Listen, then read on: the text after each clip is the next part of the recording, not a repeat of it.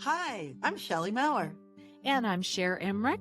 Welcome to Life Lessons from Pickleball, where we engage with pickleball players from around the world about life on and off the court. Thanks for joining us.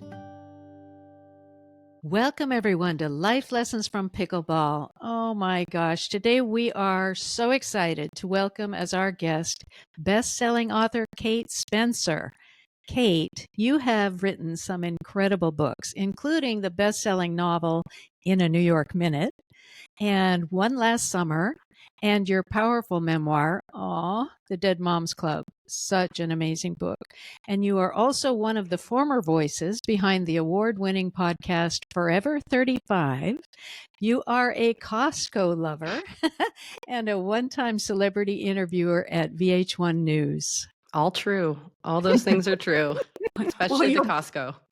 Well, you'll be happy to know we're located in Washington State. Oh my gosh, I saw that. And I was listening to an interview you did with somebody from Kirkland, Washington, and I almost keeled over because obviously that's where Costco was founded, and obviously Yes. pickleball being founded in Washington State. It just felt all very simpatico. I was very excited. Yes.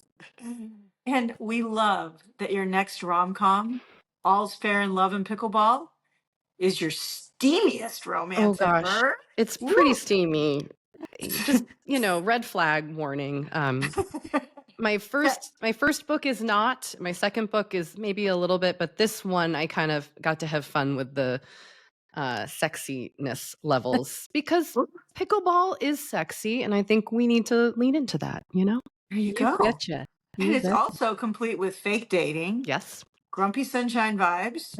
And a fabulous cast of characters. And I'm so excited that it's coming out in June. I've already ordered my copy. Thank you so much. I really appreciate that. I'm so excited about this book. It feels a little scary because I am a pickleball player, and so I want that part to feel authentic to people who play and pick it up. I don't want it to feel forced or not real in any way, because that is such an important part of it for me. So I'm most nervous for people who understand and play pickleball to read it, to be honest with you. Well, you're an incredible writer, so I have no doubt the authenticity will come through, my dear. I hope so. I know. I started reading, and just as an aside, I started reading in the New York Minute this morning. Oh, thanks. And it was 11:30, and I was still in my pajamas reading. Oh, I love to hear that. That's such a good morning. Get ready for the podcast. But you're such a good writer. It's just so good. Such a great writer. And gosh, we got so much to cover, but go ahead and start with, how did you first get introduced to pickleball? So in 2021, I am married with 2 daughters, and that summer was still kind of heavy COVID times. My husband was on a shoot in Atlanta for the summer, and I hadn't seen my family in New Hampshire for the whole extent of kind of the COVID lockdown time. And so my daughters and I went to New Hampshire. We always go to New Hampshire for the summer to visit family, but we went for about 6 weeks and lived with my dad.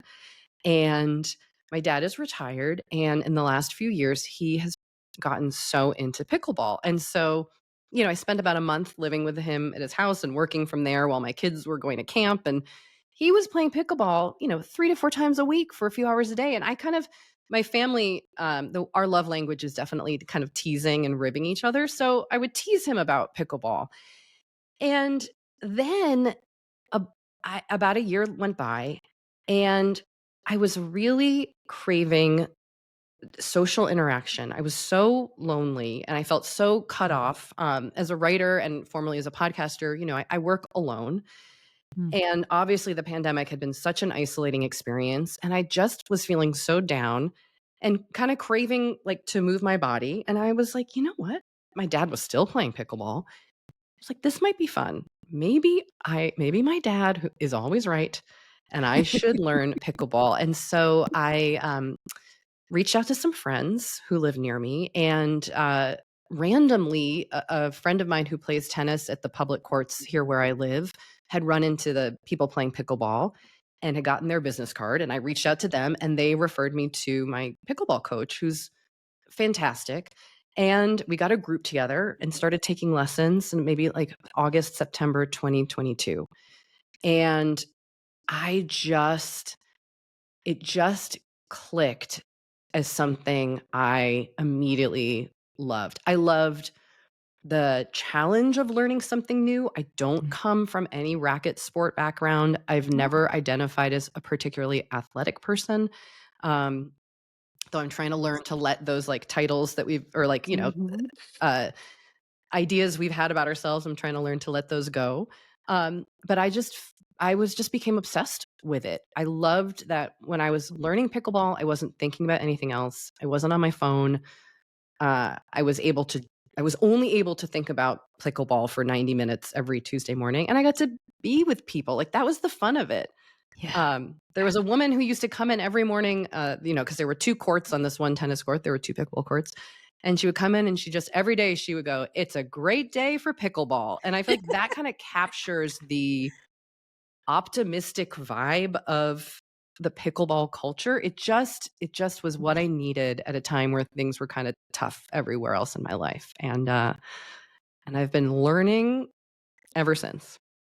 The way I first found you, Kate, was you wrote that really funny article for the LA Times Yes. about pickleball. And I just thought what your story about your Apple Watch was so funny. Can you share that? Yes. So I wrote a piece for the LA Times, and I forget exactly the title, but it was about how playing pickleball kind of got me, how it kind of related to my relationship to my body, and the way I've always kind of hyper focused on, how many steps am I getting, or like, am I tracking these 90 minutes and I'm playing pickleball? And I really it was just another way that I think learning and playing pickleball allowed me to let go of something that I had previously kind of been attached to and just focus on the game, right? Like not just focus on the joy of the game, not focusing on like, oh my gosh, how, am I tracking this pickleball workout? I tend to get a little hung up on those things, and I really let that go. And it also really has been a space for me to learn so much about myself in terms of failing, my perfectionism, being hard on myself, the fear of not being good at something, of being a beginner. Like it's just been such a space to really discover these things and to be vulnerable in a way. I think there's a vulnerability to learning anything at any age, but especially when you're in your, I'm in my mid 40s. Especially when you're a little bit older, like I think it does require a little bit more vulnerability. And so that's really kind of what it's been for me, in addition to just like a lot of fun, and I get to be and lean into my new competitive side and want to destroy everybody on the court. That's also fun. In fact, we were just talking right before the show about how when we're playing with somebody for the very first time and not playing as well as we know we can, we're so embarrassed and we make all these excuses and say, but I'm really better than this. And to be vulnerable like that and just say, yeah, here to have a good time. That's so important, and character building. Truly. And, my personality is really, I don't like to be bad at stuff. I don't like to upset other people. And so having to play with a partner, yes. If I was playing on my own, it would be one thing, but playing with a partner, I have such anxiety about like, if I'm not playing well, are they going to be mad at me? And learning to not apologize for my playing has been a real, like letting go experience that I'm still working on. And it's been really interesting and, involved way more like self-examination than I ever thought it was going to involve, I know you with wouldn't expect pickleball. a little game like this to be so No. transformative. It's like therapy. It's truly has been a journey. It is. It is. Yeah. And like you said, that your new book, you said All's Fair in Love and Pickleball is your most personal novel. Can you give us a little synopsis of the story? Yes. So it is a pure romance at heart. It follows a woman named Bex who inherits her family's racket club in a kind of Southern California desert retiree community. After losing her mom to cancer, which was my own personal experience, and the kind of pressure and also passion she feels to continue this legacy of maintaining this community and this space that meant so much to her mom, but also means so much to her. But of course, she's dealing with repair issues and financial issues, and falls into a situation where she ends up teaming up with this grumpy tennis pro who's trying to heal from an injury.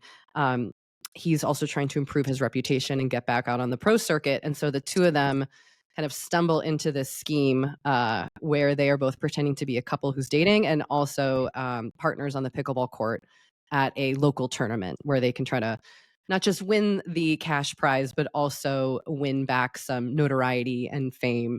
And there's a delightful cast of characters of like retirees in the community, and it just Bex also is a person with ADHD, which is something that I have, and Huh. it ended up it was funny because the initial idea was like just like pickleball romance, tennis player, pickleball player, because that rivalry is so fun amongst the two communities.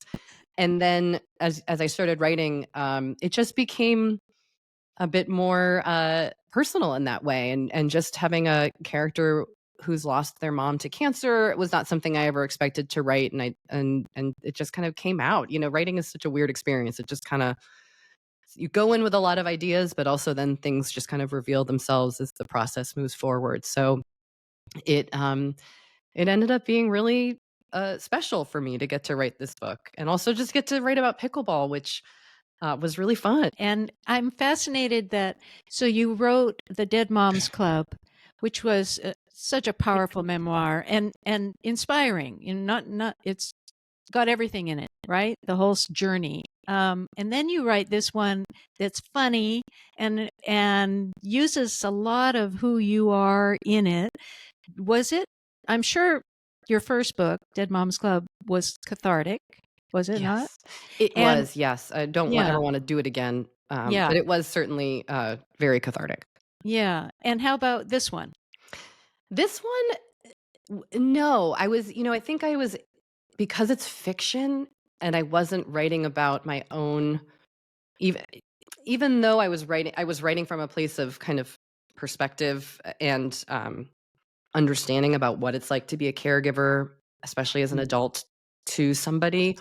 Um, it didn't kind of hit me in the same way. I did find it challenging in the way that I find writing challenging, of like having to figure out the story and like, why are these two people together and why do they want to stay together, and all that stuff.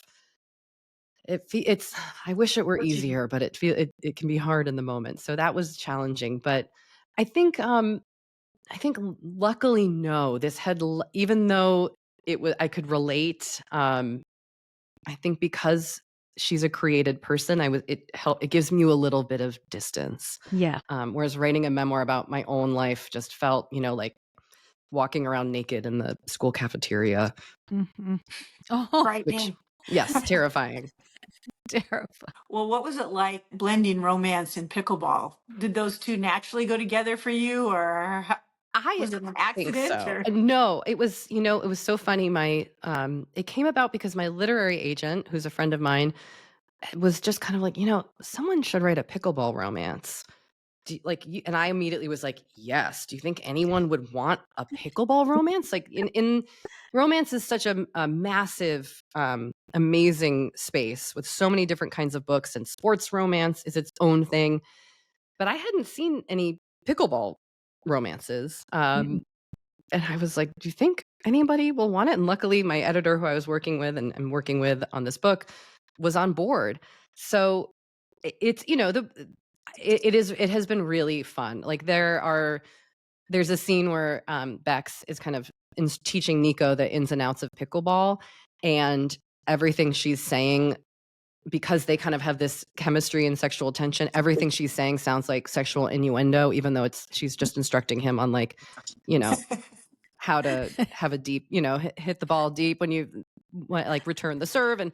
And so there was a lot of fun stuff to play with pickleball that I really got a kick out of doing. And I don't think people think of pickleball as essentially a sexy sport, but I feel like I want to be here to change people's minds about this. I think Mm. Not only is it accessible for people of all ages, which I think is very like exciting to me. There are a lot of very like there's some chemistry on the like it is fun to get out there and be spicy with people, whether it's competitive chemistry or romantic. I know it's a blast. I love getting to incorporate pickleball into the book. It was thrilling. It's so cool. And you really get to know who a person is when you meet them and play with them on the court, Oh my gosh, right? right? People really reveal themselves. They do. It is fascinating, actually. Like I think this is such an interesting part of this sport and one that maybe gets overshadowed because it's got a silly name, so people don't Yeah, realize how strategic it is and challenging it is and also how competitive it can be. absolutely. It's an easy game to step into. You feel pretty successful pretty quickly, but really hard to master. Yes, and I find I really love, again, because I've never played tennis. So I just learned pickleball. Like I don't even really I had to study tennis in writing this book because I was dealing with a tennis player character, but Yeah. otherwise like I don't really know anything about tennis. So I as a pickleball player like love learning the kind of nitty-gritty specifics of pickleball, and I get very kind of like grumpy if people come in and start playing like a fast tennis inspired pickleball game. I like to dork out right at the kitchen line and just that's where my brain is excited right now in my learning experience. That's Yeah. awesome. Yeah, we call it Love that. baby tennis, not baby. Yeah, baby Yeah, baby tennis. tennis. That's it. Yeah. Which I need to also accept that that is that is where some people are coming from, but I feel very lucky that I just came in and learned pickleball with a pickleball coach, and it's been I enjoy the kind of like nitty-gritty learning. Yeah, I'm with you, Kate. I didn't have a tennis background either, Okay. and I'm really enjoying that. I'm at the point now though where I'm getting frustrated that I don't have the feel for the court naturally like the tennis players do. That I'm really Totally. working now on where I should be and not moving quick enough. So, but I'll get there. You will. And So, that's what's so yeah. great too. There's so much like room Yeah. to learn. That's what's Hmm. kind of also exciting about it for me. Yeah, so much. Yeah. I did have some tennis background, not serious, but I've had to unlearn a lot. And I'm Well, still see? not great about being a partner. Even I guess I always played singles when I played tennis, so I'm still learning how to be a good partner on the court instead of smashing into them while I'm going for their ball instead of. Oh, I know, I know. But then you also don't want to let a ball go down the That's the middle and thing. not reach for it. Yeah. You don't want to miss the opportunity. No. It's all a So, dance. what is your writing process? Is it do you have to sit down and spend a certain number of hours every day, or it just they characters talk to you, or what's your process? I am unfortunately I have no great consistent process. For every season of life that I'm in, I'm a parent, but my daughters are now 12 and 14, so that makes it easier than when they were like 6 and 4. Um, I th- I think what helps me is giving myself quiet time to think. I think sometimes I get in my head and I'm like, I need to be in front of the computer typing away for 2 hours a day. And actually, I think I do my best writing when I am walking my dogs Yeah. or going for a hike or in the grocery store playing pickleball, like having other things where your brain can kind of run. Other times when your brain can kind of run is Yeah. to me is really a vital part of the process of writing. I don't write every day. Right now, I'm kind of brainstorming new ideas for stuff I'd like to write, but Mm. I'm also currently like cleaning out my office and working on book promotion, which I have to give myself permission to not write sometimes and just to let it be okay for other things to take the focus. You bet. Um, Yep. but I do in terms of like how a book gets kind of made. I am finding that I do better if I have an outline to follow. This has been a learning experience. I have written without outlines. Um, but that kind of is like, it's like going for a hike without a map, like you kind of know where you're going. And then halfway through the hike, you're like, uh-oh, I'm stuck on this mountain and I don't know how to get down. So even if you have a very basic map, I'm not a very detailed outlining person, but I think just a basic map of kind of where you want to go, and then trusting that, things might change. But that has helped me. And that's kind of how I approached All's Fair in Love and Pickleball, was with a loose outline. Do you approach pickleball the same way when you step on the court? Do you have strategy in mind Oh my besides gosh. getting it over the net and inside the lines? I am starting to learn how to try to think strategically more, Good for you. which is really fun and also challenging. Although, so I play every week with the same group of people, so I know them. Recently, I joined a league for 6 weeks, and this is now my intention for this year, is to really push myself to get out and play in many more places. As I mentioned, I'm a little timid, so this has been what I've been focused on. But playing against new people, you have to think of the strategy has to come in the moment without even thinking about it. And so that has been really hard, but also exhilarating. Like when you get it right, you're like when you get it, you hit something right to their backhand and they can't get it. And you're just like, yes, I did it. Yes, actually meant to do, a lot of times it's just luck and I didn't mean to do it. But when you mean to do it and it works, that's like a miracle. It feels so exciting. It really does. Oh my gosh. So in all of your adventures, writing, playing, what life lessons have you learned either on the court that you're using in life, or lessons that you learned in life that you're using on the court? The biggest one I have learned in how many years have I been playing pickleball now? 3? My coach said to me recently, he was like, "You're really kind to everybody else." Like I'm a real team player and I love cheering other people's, shots on and everything. But he basically made the point of like, "You're really, like, are you kind to yourself?" Because I'm Ooh. really hard on myself. Ooh. Um, and he also pointed out, like, I never pay attention when I do something right, but when I do something wrong, I am very focused on it. And I had one day where, like, after he kind of said this, he's so kind and so wise, and he said this, and I got in my car and just kind of cried, because it was like, oh, this has been something I've been like this my whole life. I've been so hard on myself my whole life, but I've never also been easy on myself, and on the flip side. And that was like, whew, that was real eye opening. And another thing I'm working on while playing is not apologizing. So I find, especially when I started, I would say sorry for everything. Sorry if my serve was bad. Sorry if I hit into the net. Sorry if I did something terrible. And there's another woman who plays after me, and recently she was like, "You can never apologize." She's like, "Let it go." And I have kind of tried to take that to heart. And even if I think it in my head, I try to keep it to myself and just accept the fact that, like, not everything is perfect. Most of the time it's not.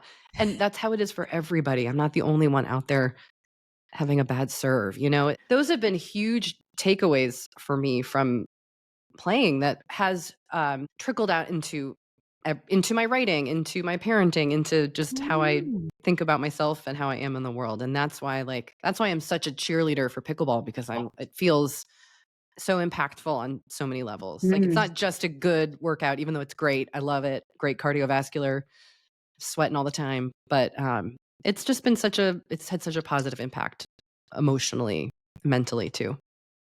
Yeah, like we were saying, we get to know other people when they're on the court. Well, we get to know ourselves when we're on the court too. Yeah, that's Wow. so true. That's so Wow. beautiful. You really do. You really Yeah. do.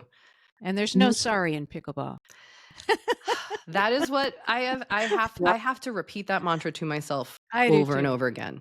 I do too. Especially when I'm playing with people who, I'm trying to get out and go to like some open play at a level that's probably like slightly better than I should be at. And I know I'm going to be wanting to apologize and say sorry. So I'm going to remember you saying this when I go there. Yes, because that's exactly what we need to do to get better, is what you're doing. Yeah. Yes. It's so true. And that's the hardest part, because I did the same thing. I think, Sherry, you were saying, like, when you're playing with people who are new, like I went and played with in like a beginner group because in my brain I was like, I'm not good. And I was better than everybody, but I was playing the worst I've ever played in my life. And I was like, what have I done? Why did I do this? So yeah, pushing yourself to kind of get out there like that is scary, but I think it is rewarding. It is. It is rewarding. Those were great life lessons. Those are great Oh, life lessons. Yes. I mean, that's what's been so meaningful to me about pickleball is like I really do feel like I've learned so much, and it's such a gift that's why I'm such an ambassador about it. I'm like, everybody get on board. Yeah. Yeah. So much fun, and you're gonna have all these revelations about yourself. Yeah. Okay. So, Well, yeah, oh, Shelley, you got a fun thing for yeah. us. Yeah. So one thing we didn't mention is Kate is also a comedian. Yes, Yes. not performing anymore, but I am Yes. trained improv. I've trained improv comedy and was a teacher and yes, performer. All right. Comedy comes into almost everything I do still. Great. So we thought we'd do a quick little pickleball lightning round Oh my just gosh, for okay. fun, just to highlight this improv. So just say the first thing that comes to your mind. Okay, first, favorite pickleball term. Oh my gosh. I mean, I feel like dink is so classic, but it's just so absurd. It's so absurd. And from a romance pervy point of view, it can be interchanged with things in such a fun way that I really enjoy it. So, I mean, obviously, 99% of people are going to say dink, but I feel like it's earned. There's a reason it's cliche. Oh, It's because it's the it's true. best. 4 letters, but it says so much, you know? Okay, your dream celebrity doubles partner. Oh my goodness. Oh my goodness. Oh my goodness. You know, my brain is like trying to go to celebrities who I know already play pickleball, which is not the right answer. Oh, it can be. You know, oh my gosh. Sorry, this is stumping me. My dream Take your time. celebrity pickleball player. Adam Sandler? He seems he is such a basketball fan. Yeah. And I actually feel like embodies a lot of what pickleball is. Like he doesn't care about how he dresses. He seems very comfortable in his own skin. I think he would be a lot of fun to play with, but also very good at like trash talking and very competitive. I know he's like a huge basketball person and player, and I feel like that kind of vibe would translate very well to pickleball. I would love to He watch would that be one. fun. He'd Yeah. be fun. Okay, one character from any of your books that you'd love to take to open play and why? Oh my gosh. Okay. I have, there's this like wonderful group of 70-ish year olds in Yep. All's Fair in Love and Pickleball. And Loretta, Deb, Maureen, and Ed, these 4 people who they're kind of, Bex, who's like in her 20s, it's her main friend group. But they're also like ruthless, amazing pickleball players. And this is something that I've experienced playing against like 80-year-olds who are so good. And I just feel that has been the most fun for me, is kind of getting to be with people of other ages. So I would like get that crew together, because I also feel like they would be good at like hustling, you know, like kind of coming in. I forget what the term is, but like Loretta, especially, she's a ringer, but would underplay it. And then you get on the court with her and she's like a 4.0, and I think people underestimate people because of their age. And what I have learned is that age is literally just a number when it comes to pickleball. Right. Indeed. So that crew, I would round them up. They're fun. They like to have a little bit of wine, and I'd go with them. Okay, last one. If pickleball had a theme song, what would it be? I need to really think about this and select this carefully. It's an important question. It So you is. take your time. So the first song that came to my mind was Celebrate. You know, like celebrate good times. Come on. Come on. Oh, that's a good one. For me, pickleball is like inherently fun. Yeah. And that is what, and even I'm sure if I was a pro playing, like there would be some sort of more like hardcore rock song that would, capture the vibe of what it's like to compete professionally. But for me, try to lean into this is fun. At the end of the day, this is just pickleball. It's just a game. And like Yes. fun is something that I feel like is so seriously lacking, fun and community. So that song to me, my brain just went there, is like the celebratory aspect of getting to be with people, play this fun game, hopefully be outside, depending on your community, but wherever you are, you're with people and you're doing this like wonderful thing. And so I'm going with Celebrate. I I forget who sings love that. that. Cool in the Game? Love it. I think it's the perfect song. Oh, It's thank the you. perfect song. In fact, we had Clay Roberts on our show. He's Mr. Pickleball here in Washington. He's the one who made it the official sport. And he's keeping the spirit of pickleball alive. And you're supposed to start every new match with the first server says, "So are we ready to have fun?" That's it. I love that. Really? That sets the Yes. whole tone. Yep. I So love that's what we're that. doing now. I love that so much. And I also just love that as a mantra Yeah. for anything, because Yeah. I just, we get so self-serious, or I mean, I'm speaking for myself, but Yeah, me too. We all yeah, do. fun. Yeah. That's such the point of it all. Good life mantra. Oh my gosh, Kate, how fun to talk with you today. We could talk for hours and hours, but you have a book tour to prepare Oh, for. you're so nice. And we Well, a want to desk to clean, really. encourage everyone to pre-order All's Fair in Love and Pickleball, available in June. So how can people find you? You can find me on the internet. My website is katespencerwrites.com. I'm on Instagram at Kate Spencer. You can also find information about my newsletter, which is on Substack, but there are links to it on both of those places. And that's kind of the best way to read my kind of bi-weekly writing and catch up with what I'm doing. And I also, try to post consistently on Instagram. And hopefully I'll run into you on a court in Southern California. We look forward to it. Definitely do. Thank you so much. Thank you so much for being on the show. This was such a delight. Thank you. So glad to get to talk to you about this, my favorite thing. So thank you so much for having me.